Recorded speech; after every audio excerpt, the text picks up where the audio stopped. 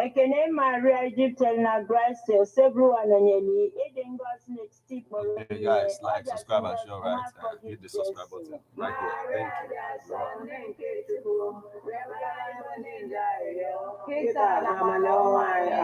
Naju Odibowani ko se browa. Ekene Maria Egyptian na Gracia, Osebruwa Nonyeli, eating God's next tip or nine, others in God's Puma forgive Jesu. Maria da son nenke chuku, Yabaran Balinda, Kita Amen. Okwe Melaro, Ekene Maria Egyptian na Gracia, Osebruwa Nonyeli, eating God's next tip or nine, others in God's Puma forgive Jesu. Maria da son nenke chuku, Yabaran Balinda, Kita Amen. Yabalanya yo onne nke Chukwu dị asọ. Ayiyo, anyị na-arịọ gị o Chukwu ka enye Grace anyị n'ime obi anyị ka anyị bụ ndị nje butere ozi ọma wee mara iwelari Kristi nwanyị site n'afọ ya na obi ya wee bata n'otuto na mbilite n'ọnwụ ya site na Kristi dị anyị. Amen. Otuto dịrị Nna na Nwa na Mmụọ Nsọ. Otuto dịrị Nna na Nwa na Mmụọ Nsọ. Otuto dịrị Nna na Nwa na Mmụọ Nsọ. Ka mkpụrụ obi ndị niile kwere gara aga. Ka mkpụrụ obi fa zuru ike na ndokwa. Amen. Onye nwe anyị nọnyere ụnụ. Ka Chineke ji ike niile gọzie ụnụ, Nna na Nwa na Mmụọ Nsọ. Amen. Ekpere abịala ga-esite na nkwado ndị Love Bite Foods and Beverages Limited Nnobi. Ndị na-alụpụta Love Bite Bread nọ na nọmba 1 Nwotu Mmaka Close, Umuru Nnobi, 081-4982-8254. AFCON FM, 24 hours of informative, educative, and entertainment program.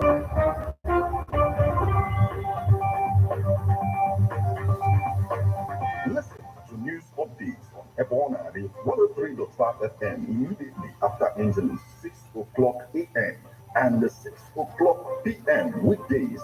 Stay tuned to be updated, to be informed. News updates, live reports. AFCON FM breaks the news with actualities. And believe that people are hoping for a new Nigeria. You can as well listen online via mixlr.com/GistFM.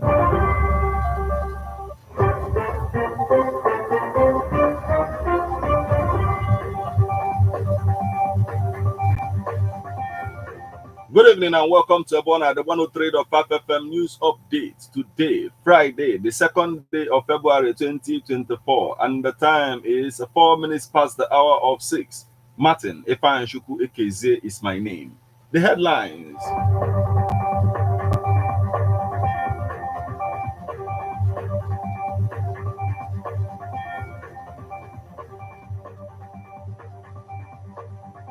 One of the oldest traditional prime minister in Anambra State authenticates history of Igbo people. Oti intervenes in lecturer strike. Imo, 5 Banda die in pipeline explosion. Hamas awaits ceasefire proposal. Now, details.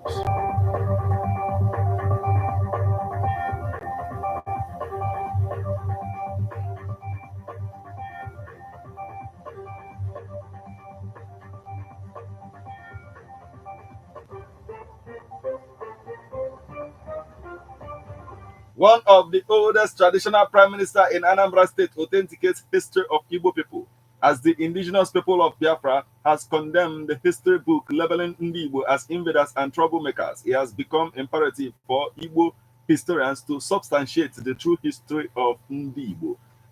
From generation to generation, some Igbo have passed down various versions of a migration story framed around Jacob, a patriarch of Judaism. A popular version of the narrative holds that God the seventh son of Jacob, had 3 sons who settled in the present-day southeastern Nigeria, which is predominantly inhabited by the Igbo. Those sons, Eri, Arodi, and Areli, as mentioned in the book of Genesis, are said to have fathered clans, established kingdoms, and founded towns still in existence in southeastern Nigeria today, including Owerri, Umueri, Abacha, Arochukwu, and Aguleri. One of the oldest traditional prime minister, Onowu, in Anambra State, with the story of Abacha community, authenticates this claim. Here is a report. Please take a listen.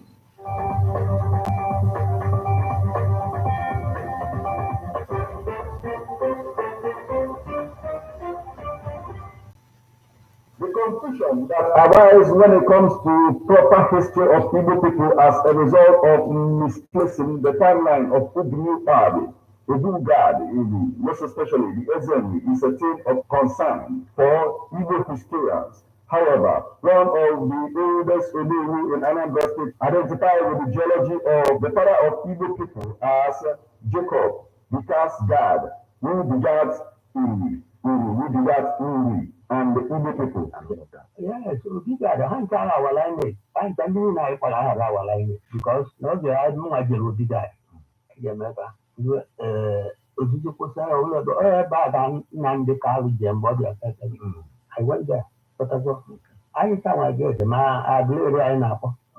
Magu, Morelli. And didn't know when gonna about it. I have one year. On your abaca, settle an abaca. Kagaraja, I can't be from about Tonton.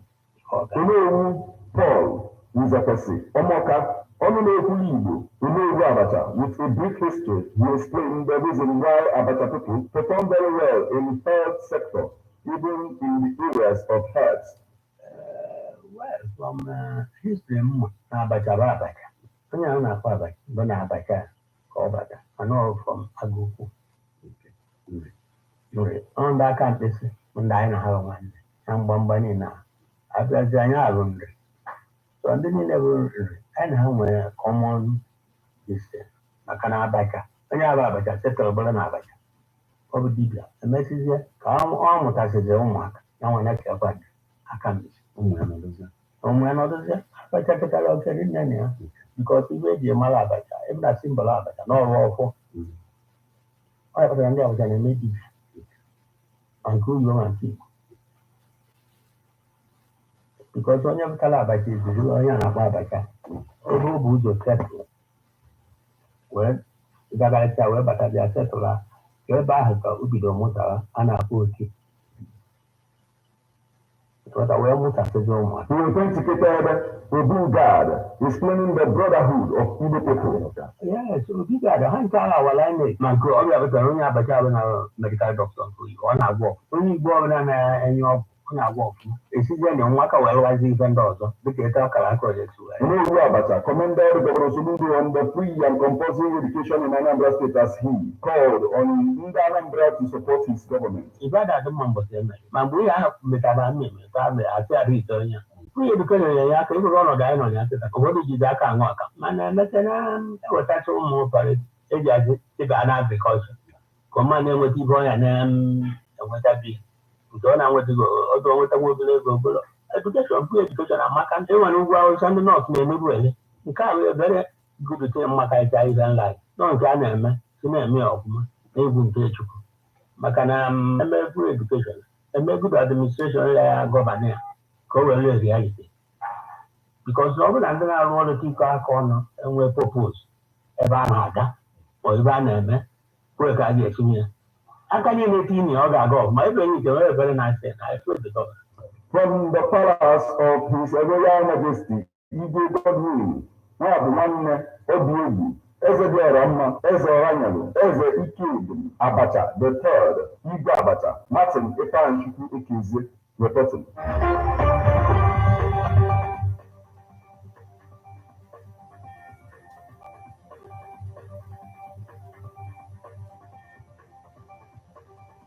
Still on the news, Oti intervenes in lecturer strike Abia State Governor Alex Oti has said his administration would look into issues confronting Abia State University, Uturu ABSU, to tackle its challenges. He spoke when he met the delegation of Academic Staff Union of Universities, ASU, ABSU chapter, led by the zonal coordinator, ASU National, Calabar Zone, Dr. Happiness Uduak. The governor, noting that a lot needs to be done to fix the institution, said the demands of the union are not unreasonable, adding that the government will do anything within its capacity to assist the university. He expressed surprise about the 18-month salary differential the union said its members in Abia were being owed from 2009 to 2010, as well as the 11-month salary owed them by the previous administration. Oti was of the view that universities, especially when they were not new, should be run independent of government subversion, and advise members of the union to rather evolve ways to make the university financially independent.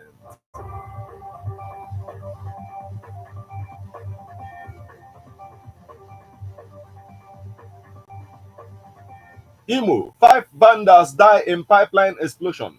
The Imo State Police Command on Wednesday confirmed the deaths of 5 vandals in an explosion that rocked the Obiti community in Ohaji Iboma, local government area of the state.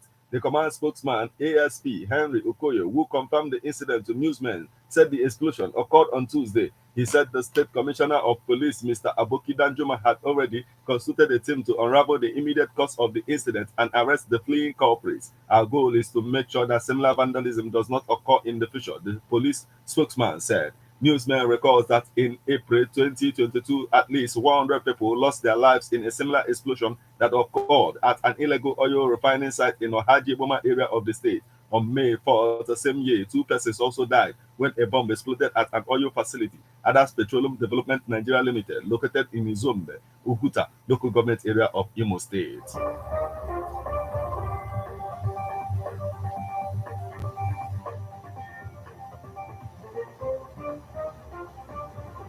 Now we move over to the foreign scene. Hamas weighs a ceasefire proposal. Israel has prepared to advance its war on Gaza further south, close to the Egyptian border, after claiming to have dismantled Hamas in Khan Yunis as diplomatic efforts in pursuit of a ceasefire accelerate. Defense Minister Yoav Gallant said on Thursday that success in the fight against the Palestinian militants in the southern Gaza city of Khan Yunis, where Israel launched a major ground attack last week, meant its forces could advance to Rafah on the enclave's southern border. More than half of Gaza's 2.3 million people are sheltering in this area, mainly cold and hungry in makeshift tents and public buildings. At the same time, Qatari and Egyptian mediators hope for a positive response from Hamas, which runs Gaza, to the first concrete proposal for an extended halt to fighting agreed with Israel and the US at talks in Paris last week. A Palestinian official close to the negotiations told newsmen the text envisages a first phase of 40 days, during which fighting would cease while Hamas freed the remaining civilians among the more than 100 hostages it still holds.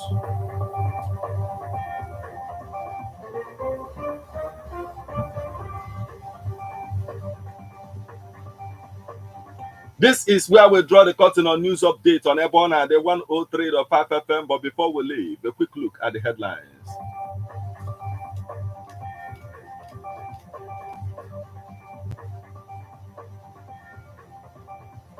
One of the oldest traditional prime minister in Anambra State authenticates history of Igbo people. Oti intervenes in lecturers' strike. Imo, 5 vandals die in pipeline explosion. Hamas weighs a ceasefire proposal.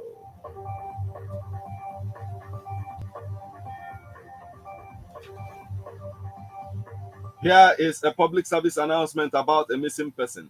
Jeku Nweke Aba, he is 15 years old, a male, was last seen on Wednesday, 31st January 2024 at Toll Gate, Ubunike, after he left to work at a mechanic workshop close to Mpede Junction. And he has this skill, truck mechanic. He hails from Obieze, Ifteduno, residence at the mechanic shop close to Mpele Junction. Anybody who have information on this particular individual should call 081 367 66009 or 080 68 93 2897, or you report to Ebon at the 103.5 FM or the nearest police station. You just listen to News Update on Ebona at the 103.5 FM. News produced and read by Martin Ifeanyi Ekeze. Thank you for listening. Good evening.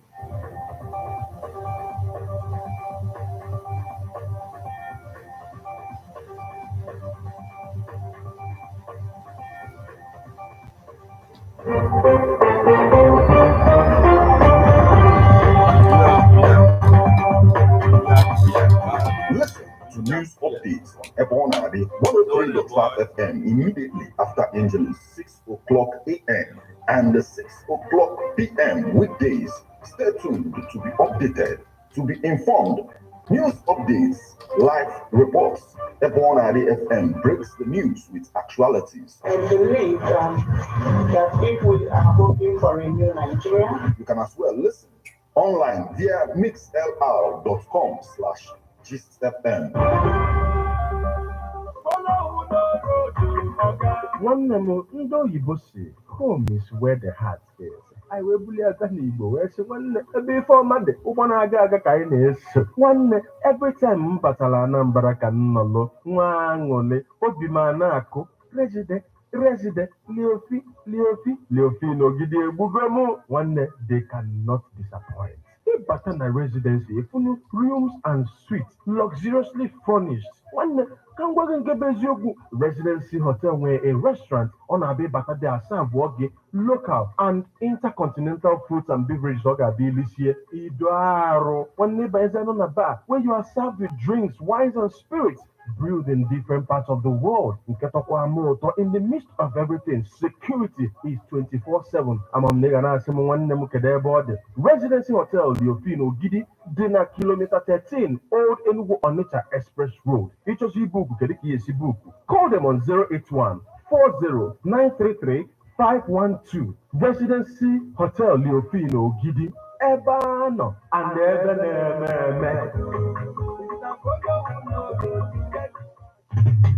How best can we talk about the challenges we are having on our streets, our community, our society in general? Street report. If we do not address these challenges on Ebona FM, who will? As the happenings around us get as complicated as they can be. Street report is here to make sense of it all. Street report is causing social change across your streets. In your community. Street report is here with hardcore journalism to get to the roots of our problem. Why don't you join me, Martin Ifeanyi as Anambra the Force, every Friday, 4:30 p.m. on Ebona 103.5 FM as Street Reports unfolds in your face. On Emas in Ebona the corner 24/7.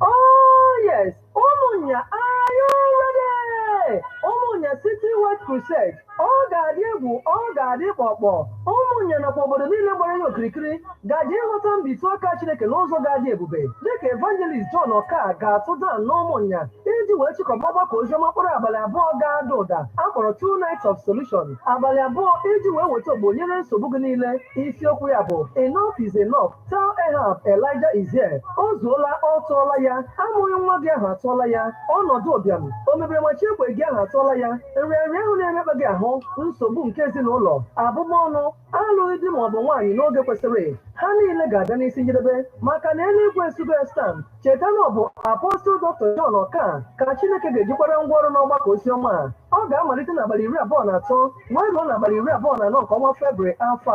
Ọ ga na-amalite ma o jiri ọkara gafeta elekere 4 nke mgbede n'ụbọchị ndị a niile. Ebe ọ ga n'ime Ebunilo ndị ichie họl dị n'Ụmụnya. Maka ajụjụ kpọọ 0703 3881 221. Kpọrọ ndị ezinụlọ gị, kpọrọ ikwu na ibe gị, bịa sonye n'ihe omume a maka na Elijah nọ n'ebe a. Jizọs bụ eze.